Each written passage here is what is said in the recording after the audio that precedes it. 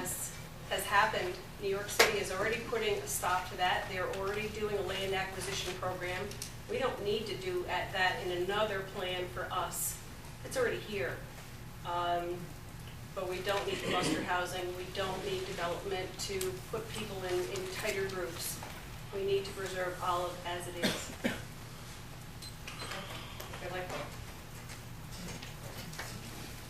I think the question was, what are the assets, the greatest asset going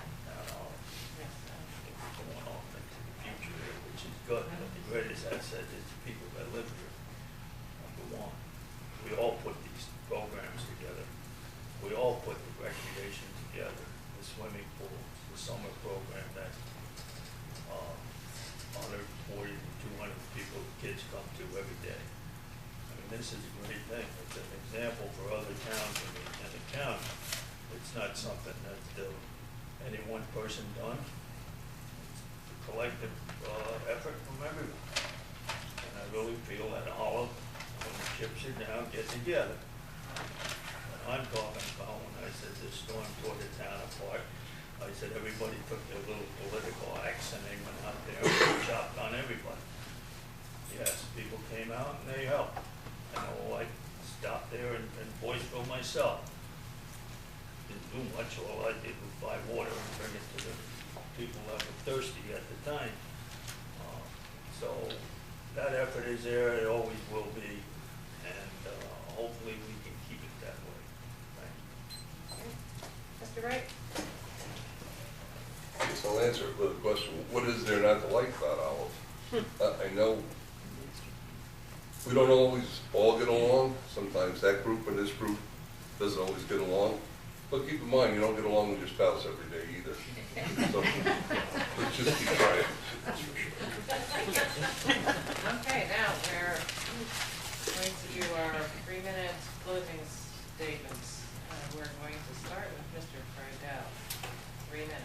Why would I start? I started and I ended with a start. Did she start last time? No. No, that's when he started last time. Opening statement? Closing statement. Closing. No, but the opening statement I started with. Oh, that's It just, just that was kinda the luck ended of that this way.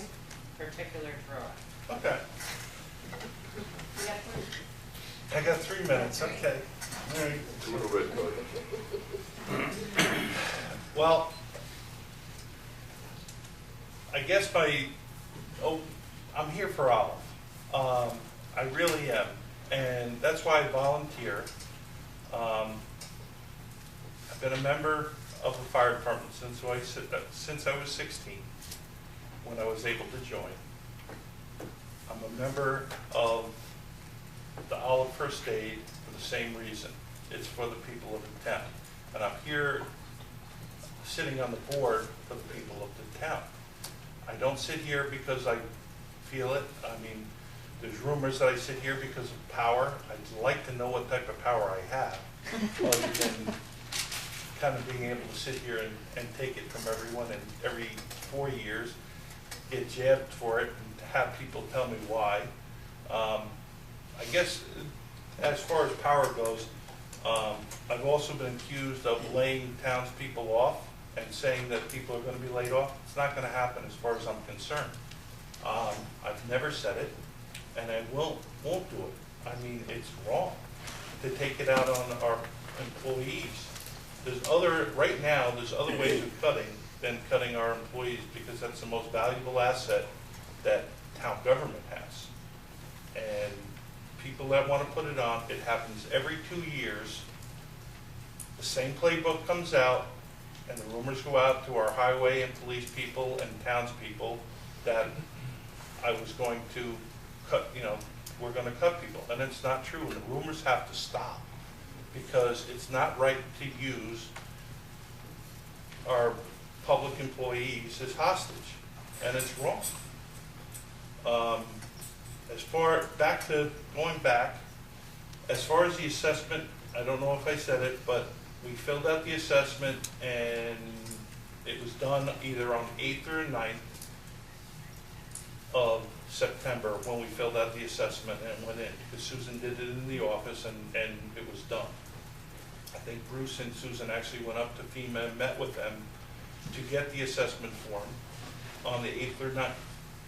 But we were also told by Rob Stanley in the Incident Command Center that you have to get online for it. And I don't see how we could have been first when Phoenicia had already filled it out and they're already receiving money from FEMA, and we're not. So with that, I just wanted to clarify that. Also, as far as this stream cleanup, we have to do it, and I think I've already gotten to that, but it needs to be done. And we got to stop the bickering over who's going to pay for it. The town of Olive has to pay for it, and then ultimately FEMA is going to, I hate that guy. Mr. Lang. I have heard a lot of rumors about laying people off. One of the things, I am a liaison for the highway department. I don't like to give you people some facts about the highway department. There's 70 miles of road in this town. Everybody plows that's on the job. There's 13 members in our highway department, and there's Jimmy.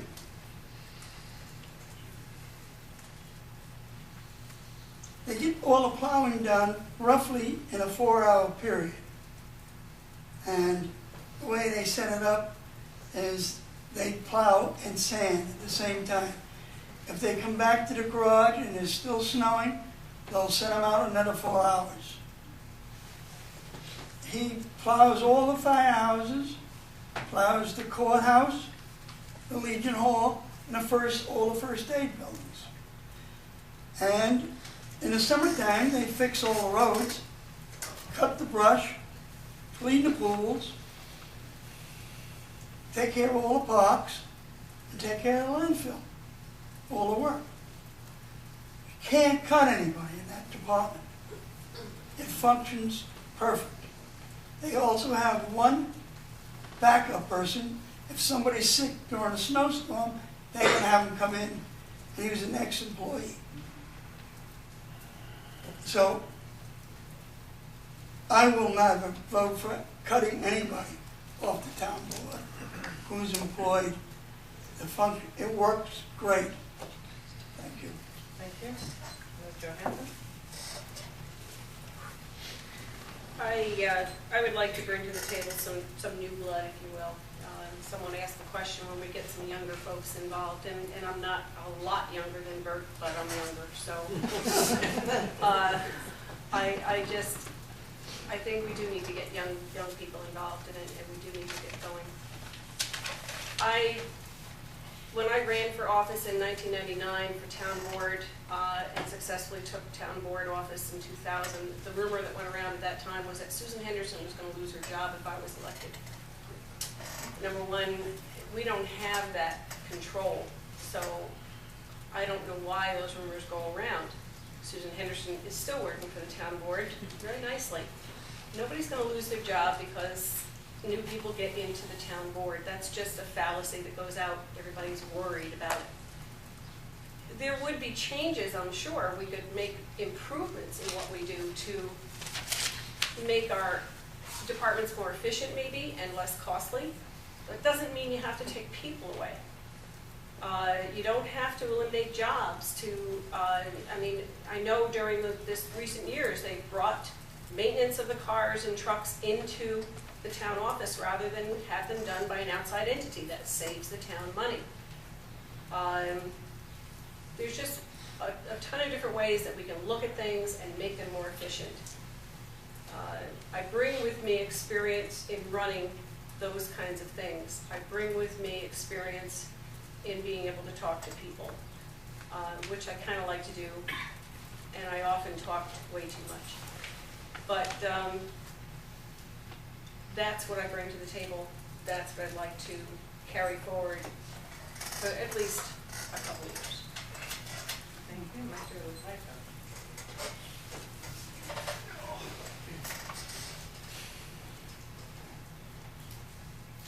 I was going to say something altogether different. Now I don't know what I'm going to